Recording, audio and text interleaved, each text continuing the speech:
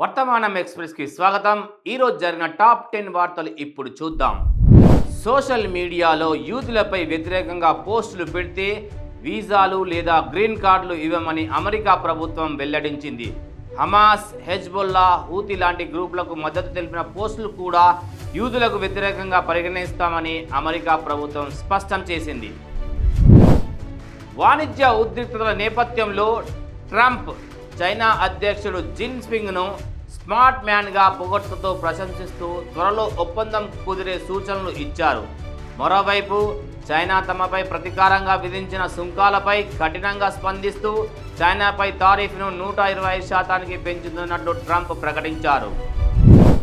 Israel గాజాపై దాడులు మళ్లీ తీవ్రతరం చేసింది.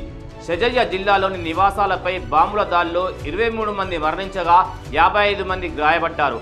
హమాస్ లక్ష్యంగా చేస్తున్న దాడులతో గాజాలో మానవతా సంక్షోభం అధికమవుతుంది.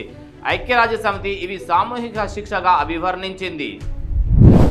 ప్రస్తుతం సాంప్రదాయ యుద్ధాలు చేసుకునే కాలం పోయిందని, ఏఐ రాకతో సాంకేతిక యుద్ధం జరుగుతుందని కేంద్ర రక్షణ మంత్రి రాజ్నాథ్ సింగ్ పేర్కొన్నారు. విదేశాంగ మంత్రిత్వ శాఖ కీలక నిర్ణయం తీసుకుంది. ఇకపై మ్యారేజ్ సర్టిఫికెట్ లేకుండానే జీవిత భాగస్వామి పేరును పాస్పోర్ట్లో జోడించవచ్చు.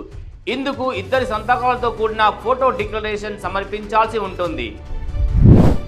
ఫోన్ ట్యాపింగ్ కేసులో ప్రధాన నిందితుడైన మాజీ SIB chief T Prabhakar Rao పాస్పోర్ట్ను April 9న రద్దు చేశారు. ఇంటర్పోల్ రెడ్ కార్నర్ నోటీసుతో పాటు ఆయన గ్రీన్ కార్డ్ దరఖాస్తు కూడా తిరస్కరించబడింది. రంగారెడ్డి జిల్లా మంచిరేవులలో యంగ్ ఇండియా పోలీస్ స్కూల్ను ప్రారంభించిన సీఎం రేవంత్ రెడ్డి ఇది పోలీసులకు ఎంతో ముఖ్యమని తెలిపారు. చదువు, ఉపాధి తన బ్రాండ్గా పేర్కొంటూ స్కూల్కి ₹100 కోట్ల కార్పస్ ఫండ్ ఏర్పాటు చేయాలని చెప్పారు. హైదరాబాద్లో అంబర్పేట్ పరిధిలో ఓ చెరువును ఆక్రమించి స్థలాలుగా మార్చారని హైడ్రాకు ఫిర్యాదు అందింది. హైడ్రా కమిషనర్ ఏవి రంగనాథ్ పరిశీలించారు.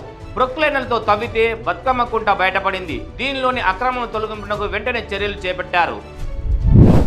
డొనాల్డ్ ట్రంప్ సుంకాల్లో సడలింపు ప్రకటించడంతో ఆసియా మార్కెట్లు గురువారం లాభాల్లో కనిపించాయి. అమెరికా మార్కెట్ కూడా రికార్డు స్థాయిలో ఎగబాకాయి. బ్రిటిషర్ల కంటే భారతీయ జనతా పార్టీ ప్రమాదకరం అని సీఎం రేవంత్ రెడ్డి విమర్శించారు. ఆంగ్లేయులను దేశం నుంచి వెళ్ళగొట్టినట్లే రాహుల్ గాంధీ నాయకత్వంలో భారతీయ జనతా పార్టీని ఓడించాలన్నారు. అహ్మదాబాద్లో జరిగిన ఏఐసిసి సమావేశంలో మాట్లాడిన ఆయన మోదీ విభజన రాజకీయాలపై ప్రజలు ఒకటవ్వాల్సిన అవసరం ఉందన్నారు. ఈ వార్తలు ఇంతటితో సమాప్తం. మరిన్ని హాట్ టాపిక్స్ కోసం వర్తమానం ఛానల్ని లైక్, షేర్, సబ్స్క్రైబ్ చేయండి. మీ అభిప్రాయాలను కామెంట్ రూపంలో తెలియచేయండి.